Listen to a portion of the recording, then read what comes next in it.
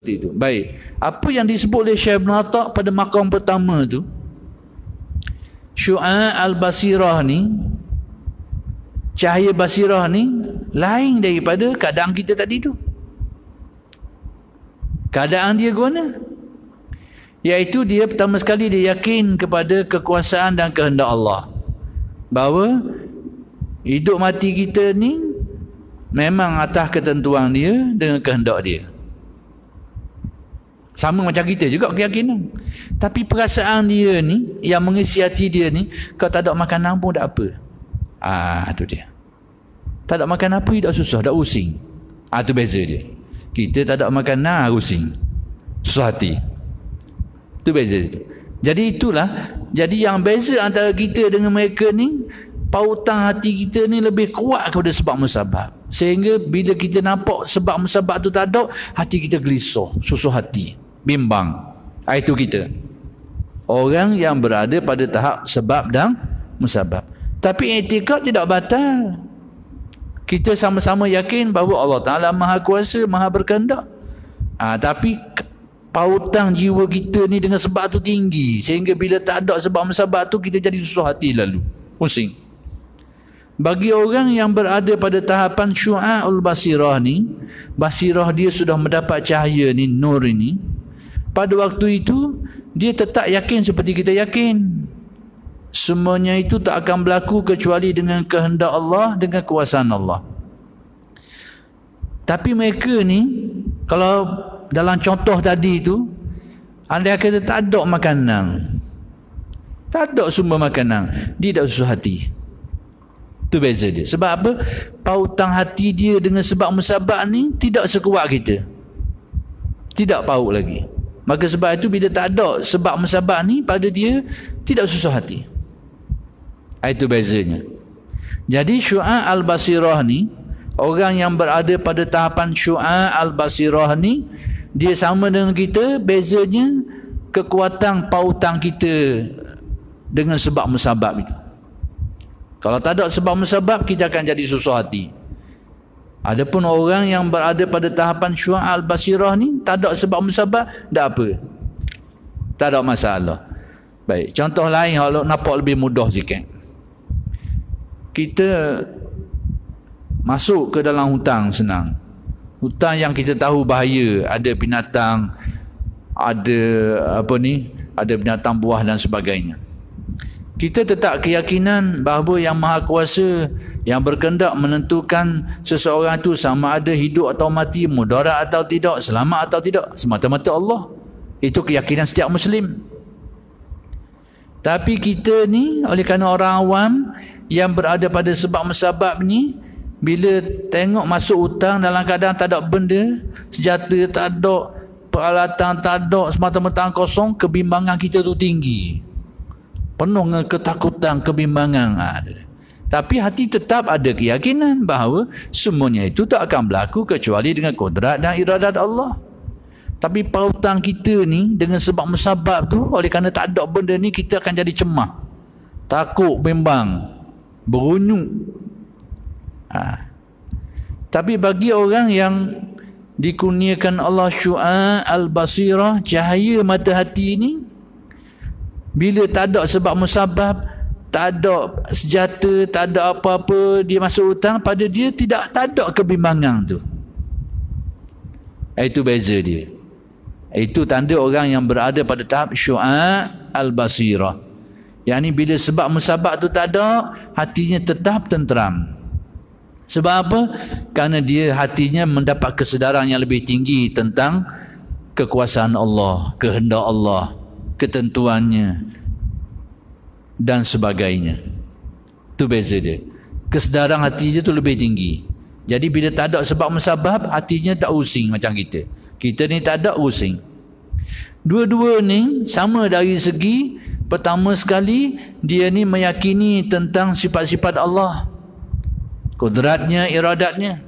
Dalam masa yang sama tetap mengisbatkan kudrat kita ni, usaha kita, mengakui, merasai bahawa kita ni ada kudrat. Kudrat dengan arti ada usaha. Cuma bezanya, kita kalau tak ada sebab musabab tu kita rusing. Orang yang syu'a' al-basirah ni bila tak ada sebab musabab dia tak rusing macam kita. Baik, ada pun golongan yang disebut hakul basirah tadi, ainul basirah tadi tu lain daripada dua ni. Lain daripada dua saya contoh. Bagaimana? Iaitu mereka ini sudah dihapuskan Allah dari pandangan dan perasaan hati mereka ni terhadap kudrat makhluk dan kudrat dirinya sendiri, sehingga dia merasakan semata-mata kudrat Allah belaka, tak ada dah. Diri kita ni sudah tak ada apa-apa lagi dah. Itulah yang dinamakan ainul basirah.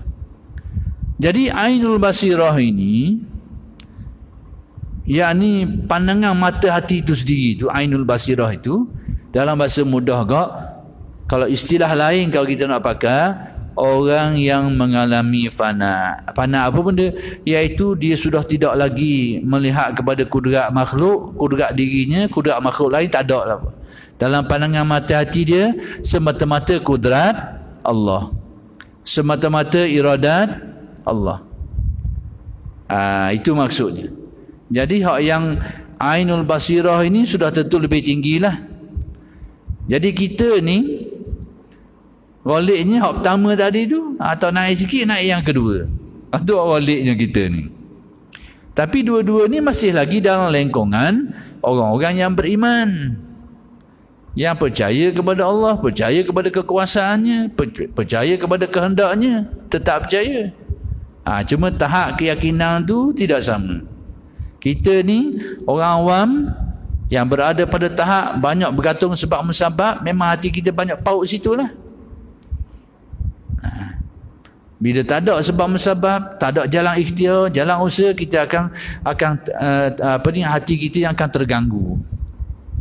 Tapi bagi golongan yang mendapat syu'a'ul basirah, bila sudah tidak dapat melihat lagi sebab musabab ini, tak ada sebab musabab, itu tidak mengganggu hati dia.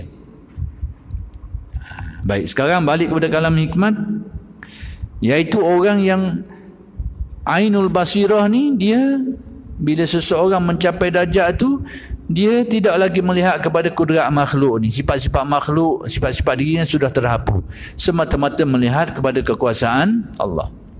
Jadi orang yang ainul basirah inilah yang kita akan melihat mereka ini bertindak dengan tindakan-tindakan yang kadang-kadang tidak mengambil kira sebab musabab. Seperti apa? Seperti dia ni tak bekerja, kalau sakit tak berubat, tentang rezeki tak nampak dia pergi kerja, dan sebagainya lah. Baik, dah boleh dah nak buat gitu ni, nak buat gini ni, sakit tak berubat, nak makan minum yang sepatutnya kena pergi kerja, dia tak pergi kerja, dia tak cari kerja. Boleh dah nak buat gini? Boleh dah nak buat gitu?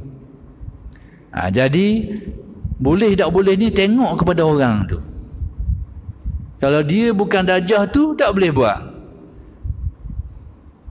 Tapi kalau dia berada pada darjah tu, harus pada dia. Harus pada dia. Asalkan tidak melibatkan kewajipan-kewajipan yang lain. Baik, contoh macam ni, contoh sakit lah. Sakit. Bila sakit, sebab musababnya ni perlu pada obat lah. Penyakit ni untuk rawatan kesembuhan ni, sebab dia adalah obat-obatan. Itulah sebab kepada kesembuhan. Tapi dalam keyakinan kita, tetap kita yakin yang menyembuhkan itu semata-mata kudrat dan iradat Allah. Tapi sebabnya adalah obat-obatan yang kita guna tu. Baik, golongan pertama macam kita ni, yang hati kita banyak bergantung pada sebab musabab ni, bila tak ada obat, sakit tapi tak ada obat, kita pusing sudah, susah hati, serabut lah, itulah. Ada pun golongan yang syu'a'ul basirah ni, dia pergi cari obat, tapi bila obat tu tak ada, dia tak susah hati. Itu beza. Adapun ainul basirah ni kadang-kadang mereka ni tak pergi cari obat. Tak pergi cari setarang obat. Jadi boleh tak nak buat begitu? Sekiranya dia berada pada martabat ainul basirah, dia boleh buat begitu. Tapi sekiranya dia tidak seperti itu, maka dia kena pergi berubat. Dan hukum berubat tu berbeza-beza. Ada kalanya harus, ada kalanya sunat, ada kalanya wajib berubat. Kalau dia tak tahan sabar, banyak bersungut, kemudian kalau sakit, banyak tergendala, ibadat dia nak buat, wajib dia berubat.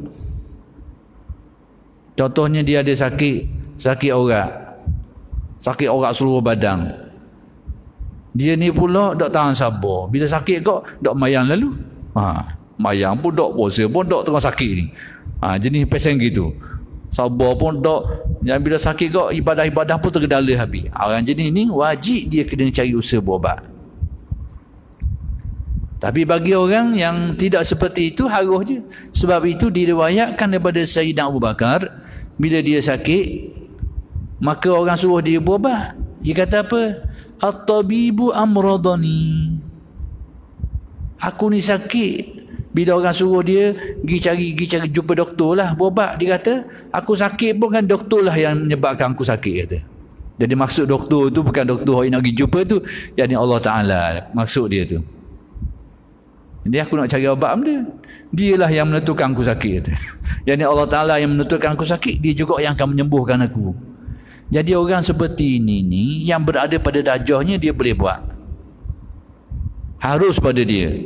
Tapi pada orang yang bukan darjahnya tidak harus. Baik, contoh lain. Ini saya nak khabar ni supaya sebab berlaku dalam masyarakat.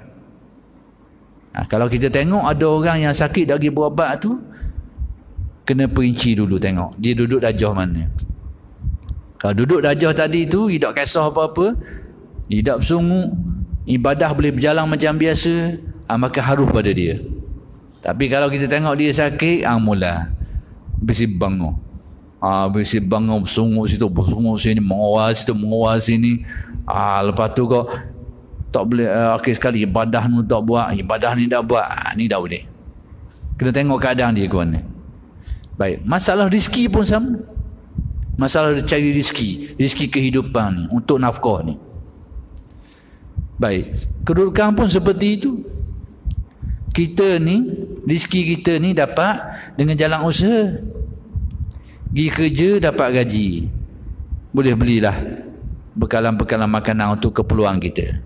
Kalau tak pergi kerja, tak ada lah rezeki tu, tak ada lah sumber rezeki tu, tak ada lah dapat duit, tak dapat lah nak beri bekalan makanan untuk hidup, tak ada lah. Kau tak pergi, pergi ada, tak pergi tak ada.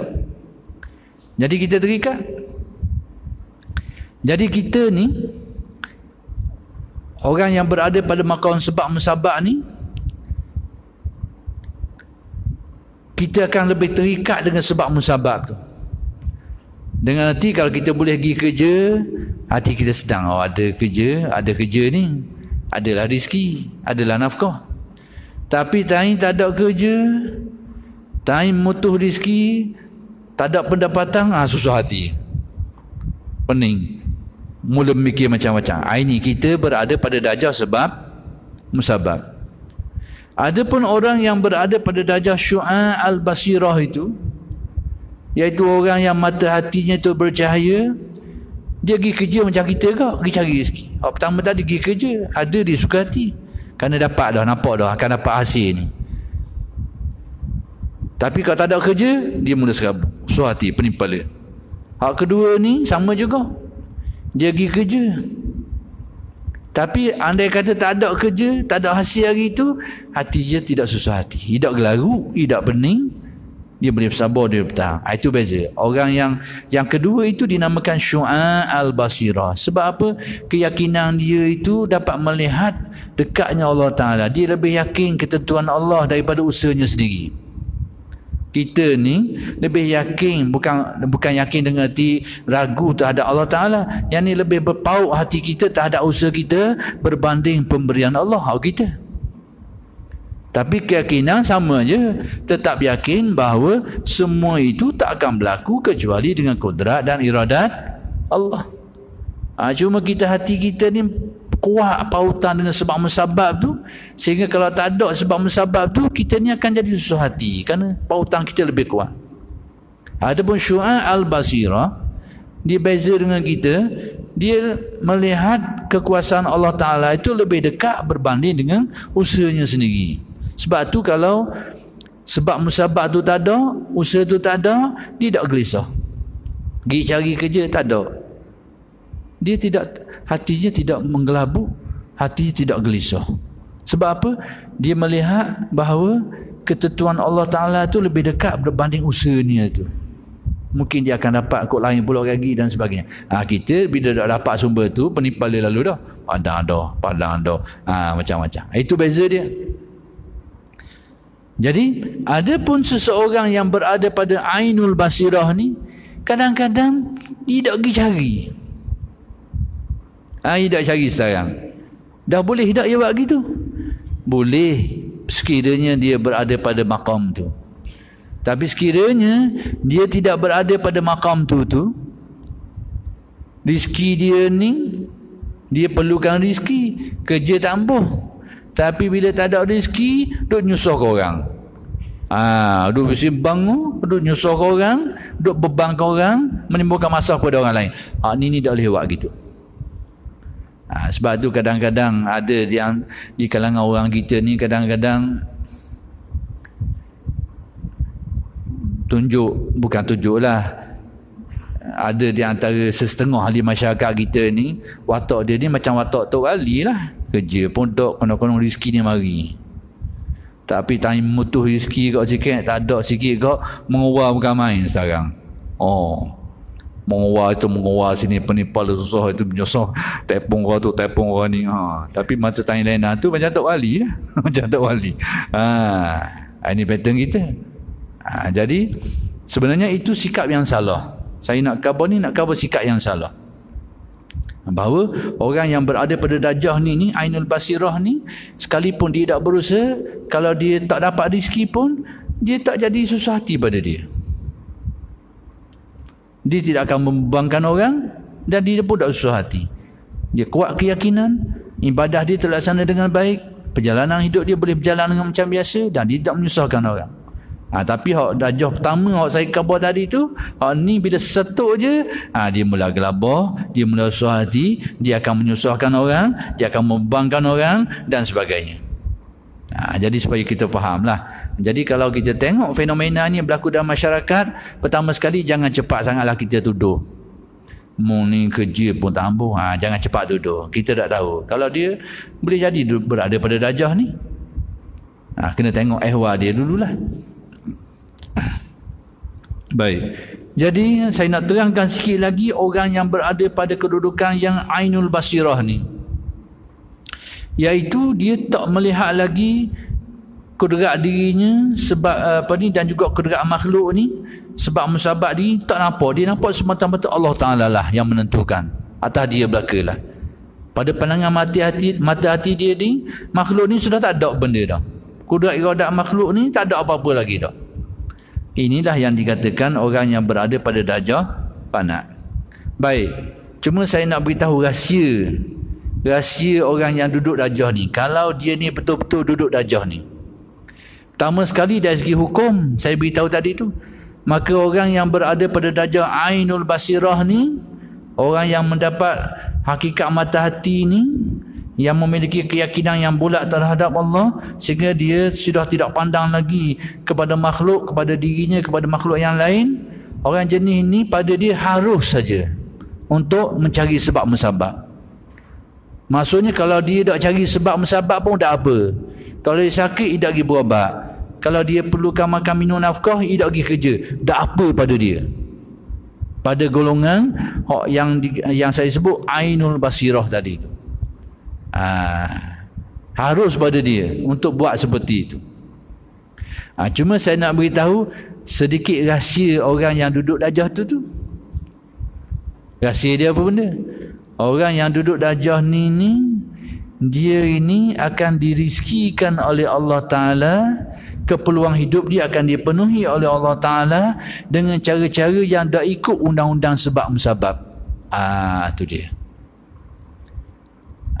Dia selalunya, ghalibnya akan dipenuhi keperluan dia tu.